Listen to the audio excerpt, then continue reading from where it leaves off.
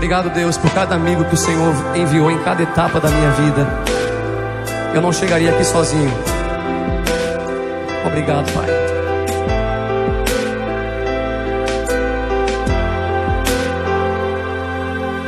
Não é tempo de apontar, é tempo de abraçar. Não é tempo de ferir, é tempo de curar. Não é tempo de lançar pedras, mas é tempo de abrir sorrisos. Só precisamos de amigos. Não precisamos de pedras, não precisamos de julgamento. Não somos justos o bastante pra dizer quem é perfeito. Só precisamos de amigos. Você pode cantar isso comigo? Só precisa.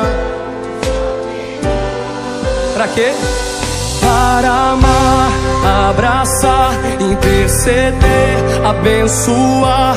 Para dizer, pode sonhar, porque eu acredito nos teus sonhos. Para colher, dividir, para falar, também ouvir.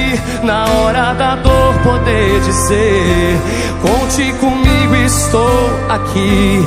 Para cantar, silenciar, responder, questionar, ensinar, aprender, aconselhar, entender. Pra dizer bom dia, pra dar parabéns, pra falar até logo, eu volto outra vez. Pra ligar e perguntar onde você vai hoje. Se for no Elias Angeloni, deixa eu ir também.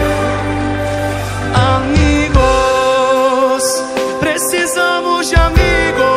Canta, segura minha mão.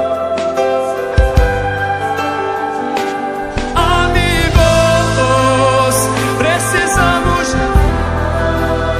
Segura minha mão, porque eu sou mais forte quando estou contigo.